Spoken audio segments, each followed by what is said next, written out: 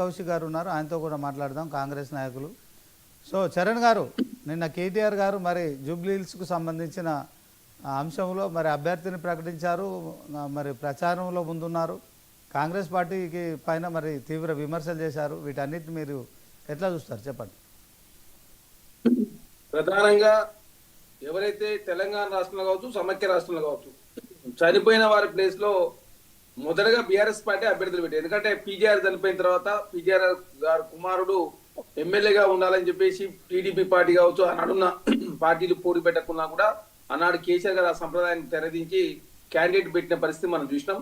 తర్వాత 2014 తెలంగాణ రాష్ట్రం ఏర్పడిన తర్వాత పాలేరు సంబంధించి శాసనసభ్యులు రామరెడ్డి వెంకరెడ్డి గారు చనిపోతే అధికారమే పరవధిగా భావించి సంప్రదాయాలకు భిన్నంగా ఆనాడు కేసీఆర్ గారు క్యాండిడేట్ పెట్టి తుమ్మల నాగేశ్వరరావు గెలిపించిన మాట వాస్తవం.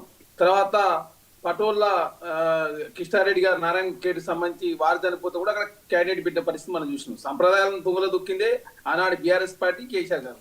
కాంగ్రెస్ పార్టీ ఎక్కడ కూడా సంప్రదాయాల భిన్నంగా క్యాండిడేట్ పెట్టిన పరిస్థితి మనం చూడలేదు. అది 2009 తర్వాత కావచ్చు, 2000 తెలంగాణ రాష్ట్రం వచ్చిన తర్వాత కనుమరుగైన మాట వాస్తవం. దానికి కారణం బీఆర్ఎస్ పార్టీ, కేసీఆర్ గారు. అదే కాకుండా రెండోది, తెలంగాణ రాష్ట్రంలో పెద్ద ఎత్తున విష ప్రచారం మాత్రం కేటీఆర్ గారు చేస్తాం చాలా స్పష్టంగా.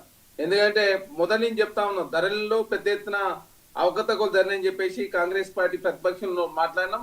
నిన్ననే పొరణికి సంబంధించి రిపోర్ట్ వచ్చినప్పుడు చాలా స్పష్టంగా ధరణికి ముందు పట్టా భూములు 1,30,00,000 ఎకరాలు ఉంటే ధరణి వచ్చాక పట్టా భూములు 1,55,00,000 ఎకరాలుగా పెరిగినట్టుగా చాలా స్పష్టంగా ఏదైతే ఆనాడు నిర్వహించినట్టు ఐటీ సంబంధించినటువంటి నిర్వహించినటువంటి సంస్థనే చాలా స్పష్టంగా ప్రకటించిన పరిస్థితి మనం చూసినాం. కొత్తగా పెరిగిన పట్టా భూములు 25,00,000 ఎకరాలు. అంటే ఏ భూములు తగ్గాయని చెప్పేసి చూసినప్పుడు ప్రభుత్వం కావచ్చు, అటవీ కావచ్చు, దేవాదాయ కావచ్చు, వివాద వక్ఫ్ బోర్డు భూములు ప్రధానంగా 25,00,000 ఎకరాలు తగ్గినట్టుగా చాలా స్పష్టంగా ఆనాడు ఏదైతే సాఫ్ట్వేర్ నిర్వహించినట్టు సంస్థ చాలా స్పష్టంగా ఆడిట్ రిపోర్ట్ ద్వారా బయటపడ్డ పరిస్థితి మనం చూసినాం. కాబట్టి ఆనాడు చేసిన తప్పులని వాళ్ళే చేసి ఇప్పుడు అనవసరం కాంగ్రెస్ ప్రభుత్వాన్ని కాపాడించే ప్రయత్నం చూస్తా ఉన్నాం. హుజూరాబాద్ బై ఎలక్షన్లో ఏ విధంగా చరణ్ గారు, మీరు అంటే జూబ్లీహిల్స్ ఉప ఎన్నిక సన్నాహక సమావేశంలో మాట్లాడుతూ కాంగ్రెస్ ప్రభుత్వంపై కావచ్చు, తెలంగాణ సీఎం రేవంత్ రెడ్డిపై ఆయన వేసిన వ్యాఖ్యలు, హైడ్రా పేరుతో మీరు దోపిడీ చేస్తున్నారు, జూబ్లీహిల్స్లో కాంగ్రెస్ కోటేస్తే మీ ఇల్లు కూల్చడానికి మీరు లైసెన్స్ ఇచ్చినట్టే, సో ఇట్లాంటి వ్యాఖ్యలు అన్నీ చేశారు. వాటిపైన మాట్లాడు. అదే సార్ చెప్తాను. ఆనాడు టెరాసిస్ సంస్థ సంబంధించి ధరణి మొత్తం కూడా ఆనాడు ఐటీ సంబంధించిన వ్యవహారం అంతా కూడా జపాన్ వేదికగా చూసినటువంటి ఏదైతే టెరాసిస్ సంస్థ వాళ్ళ ఆడిటింగ్ రిపోర్ట్ ద్వారా చాలా స్పష్టంగా 25,00,000 ఎకరాల పీరియడ్ చాలా స్పష్టంగా ప్రకటించింది. అదే కాకుండా హైడ్రాను తెలంగాణ రాష్ట్రంలో కాంగ్రెస్ ప్రభుత్వం ప్రతిష్టాత్మక తీసుకొచ్చిన తర్వాత మీరు చూస్తా ఉన్నారు, ఎన్కన్వెన్షన్ కావచ్చు, అదేవిధంగా చాలా మంది భారతీయ జనతా పార్టీ సంబంధించిన నాయకులు కావచ్చు, కాంగ్రెస్ పార్టీ సంబంధించి ఏదైతే పల్లనరాజు గారి తమ్ముడు ఆనందరాజు గారికి సంబంధించిన ల్యాండ్లు కావచ్చు, చాలా పెద్ద ఎత్తున తెలంగాణ రాష్ట్రంలో ధరణి వచ్చిన తర్వాత హైడ్రా వచ్చిన తర్వాత ప్రధానంగా హైదరాబాద్ లో ఏదైతే రాక్స్ లేక్స్ కాపాడే ప్రయత్నంలో భాగంగా హైడ్రా ముందుకు పోతాం. దాన్ని బదనాం చేసింది బీఆర్ఎస్ పార్టీ మాత్రమే. ఎందుకంటే హైడ్రా వచ్చిన తర్వాత పెద్ద ఎత్తున హైదరాబాద్ లో ఇప్పుడు మీరు చూస్తా ఉన్నారు, వరదల సందర్భంగా కావచ్చు, వరదలు వచ్చినప్పుడు కావచ్చు, వరదలు రానప్పుడు కావచ్చు, హైడ్రా చెరువుల రక్షణ కోసం కావచ్చు, పార్కులు కావచ్చు, రోడ్డు రక్షించే ప్రయత్నంలో రంగనాథ్ గారి నేతృత్వంలో అద్భుతంగా పనిచేస్తాం. మొన్న ఆంధ్ర రాష్ట్రానికి సంబంధించి వరదలు వచ్చినప్పుడు కూడా అక్కడ మంత్రులే చాలా స్పష్టంగా ఆంధ్ర రాష్ట్రంలో కూడా హైడ్రా రావాల్సిన అవసరం ఉంది, హైడ్రా తరహా వ్యవస్థ లేకపోతే పెద్ద ఎత్తున ఇట్లాంటి ప్రమాదాలు జరుగుతా ఉన్నాయి, వర్షం వచ్చినప్పుడు ఇబ్బంది జరుగుతా ఉంది. అదే కాకుండా పార్కులు కావచ్చు, లేక్స్ కావచ్చు, అదేవిధంగా రాక్స్ కావచ్చు, ప్రభుత్వ భూములు కావచ్చు, రోడ్లను కూడా పెద్ద ఎత్తున కబ్జాలకు గురైతుందని చెప్పి చాలా స్పష్టంగా ప్రకటించిన పరిస్థితి మనం చూస్తాం. హైడ్రా వచ్చిన తర్వాత మీరు చూస్తా ఉన్నారు, 25,000 ఫిర్యాదులు వస్తే దాదాపు 500 ఎకరాలకు సంబంధించినటువంటి ప్రభుత్వ భూములు కావచ్చు, చెరువు భూములు కావచ్చు, శిఖం భూములు కావచ్చు, బఫర్ జోన్ల భూములన్నీ కూడా రక్షించింది.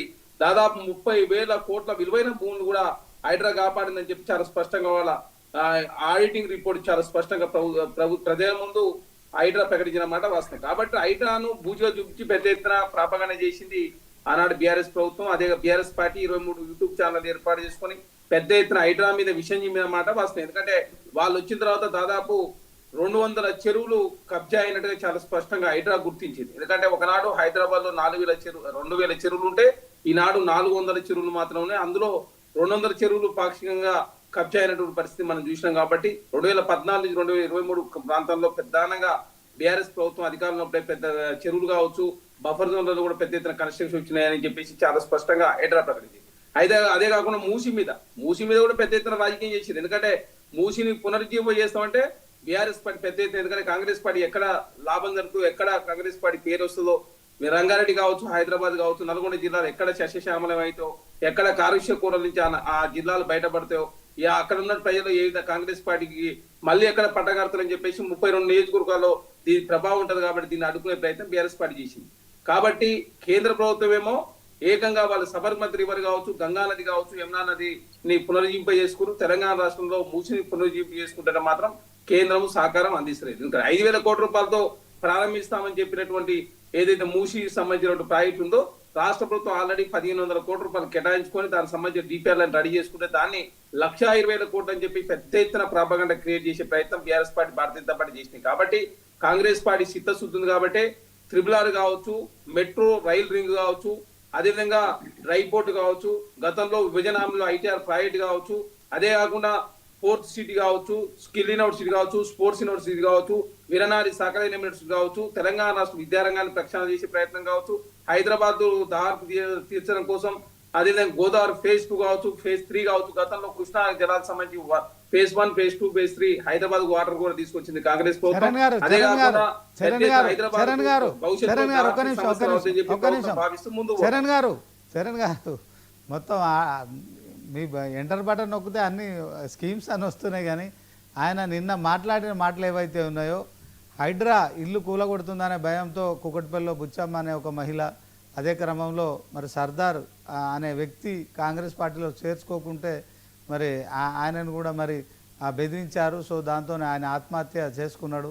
సో ఇలాంటి అంశాలన్నింటినీ జూబ్లీహిల్స్ ఉప ఎన్నిక నేపథ్యంలో పొరపాటున కూడా మీరు కాంగ్రెస్ పార్టీకి ఓటేస్తే ఇండ్లను కూలగొట్టేందుకు ప్రభుత్వానికి లైసెన్స్ ఇచ్చినట్లే అని చెప్పి కూడా ఆయన మరి చెప్తున్నారు. అదే క్రమంలో డబ్బున్న పెద్దల జోలికి హైడ్రా పోదని కూడా, తర్వాత దుర్గం చెరువులో అక్రమంగా ఇల్లు కట్టుకున్న రేవంత్ రెడ్డి సోదరుడు తిరుపతి రెడ్డి ఇంటిని కూల్చే దమ్ముందా అని చెప్పి కూడా మరి ఆయన ప్రశ్నిస్తున్నారు. దాని గురించి చెప్పండి సార్. ఇప్పుడు పిరంగి నాల మీద ఏకంగా పిరంగి నాలను డిస్టర్బ్ చేసి జనవరిలో ఫామ్ హౌస్ నిర్మించుకుంది కేటీఆర్ గారు. ఆనాడు మీ ప్రతిపక్షంలో ఉన్నప్పుడు రేవంత్ రెడ్డి గారి నేతృత్వంలో డ్రోన్ ఎగిరేస్తే 50 రూపాయల నుంచి 100 రూపాయల ఫైన్ తో స్టేషన్ బెయిల్ వచ్చే దానిలో దాదాపు 13 రోజుల పాటు చెర్లపల్లి క్రిటికల్ జైలు. ఎందుకని మరి మీరు చర్యలు తీసుకోవట్లేదు? హైడ్రా ఇప్పుడు అదే చెప్తా ఉన్నా, జనవాడ ఫామ్ హౌస్ దగ్గరికి వెళ్ళారు, ఆ జనవాడ ఫామ్ హౌస్ కూల్చలేదు.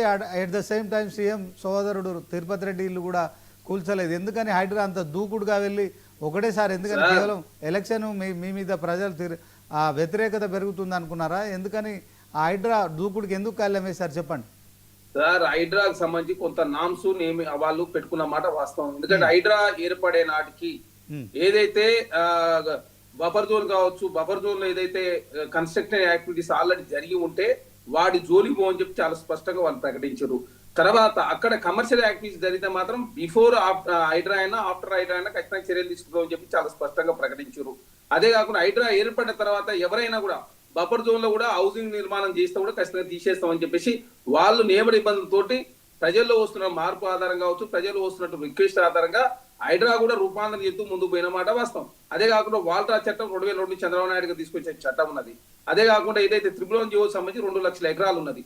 ఇప్పుడు కేటీఆర్ గారి మీద నేను ఇల్లీగల్ కట్టిన మాట వాస్తవం, పిరంగినాలను డిస్టర్బ్ చేసి కట్టిన మాట వాస్తవం. హైడ్రా అనేది ఔటర్ రింగ్ రోడ్ మాత్రమే ఉన్నది. ఔటర్ రింగ్ రోడ్ అవతల హైడ్రా లేదు కాబట్టి ఇది జన్వాడ అనేది ఔటర్ రింగ్ రోడ్ అవతల వస్తుంది. అదే కాకుండా త్రిపురం జీవోలో 2 లక్షల ఎకరాలకు సంబంధించినటువంటి ఏదైనా చర్యలు తీసుకుంటే 2 లక్షల ఎకరాలలో మనం ఖచ్చితంగా చర్యలు తీసుకోవాల్సి వస్తుంది. అదే కాకుండా కేటీఆర్ గారు తీసుకోకపోతే ఇది రాజకీయంగా కక్ష కార్యాలయాలతో చర్యలు తీసుకుని చెప్పేసి ప్రాపగండ చేస్తారు. కాబట్టి కాంగ్రెస్ ప్రభుత్వంలో తన మన అనే భేదమే లేదు. ఖచ్చితంగా చట్టం అనేది అందరికీ ఒకే విధంగా ఉండాలని ప్రభుత్వం భావిస్తా ఉంది.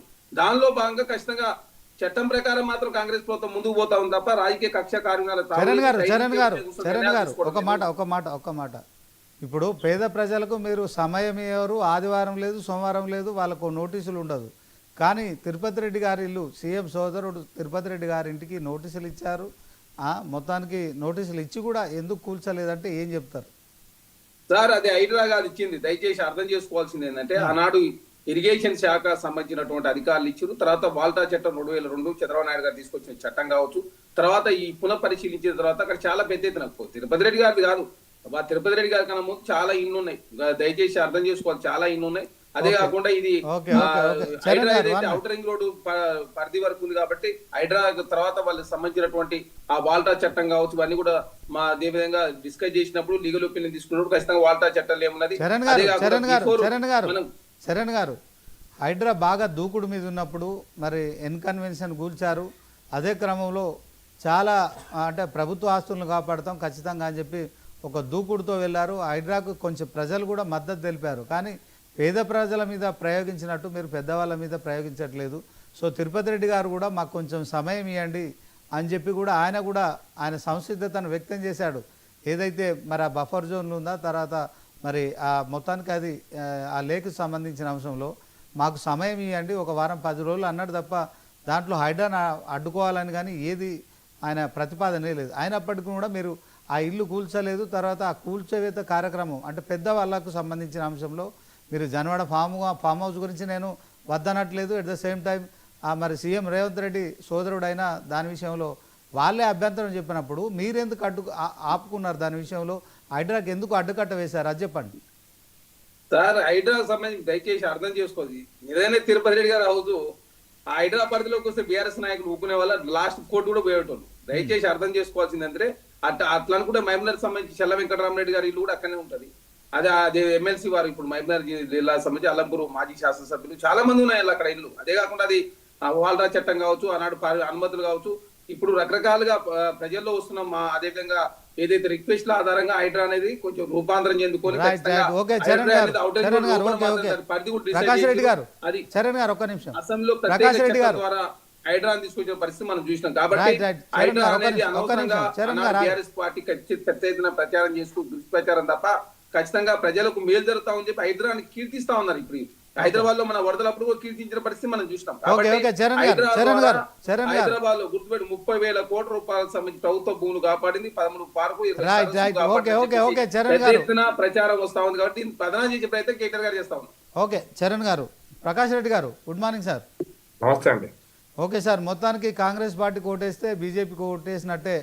సో దాంట్లో మరి బీజేపీ ముఖ్యమంత్రి అని తెలంగాణ సీఎం రేవంత్ రెడ్డిని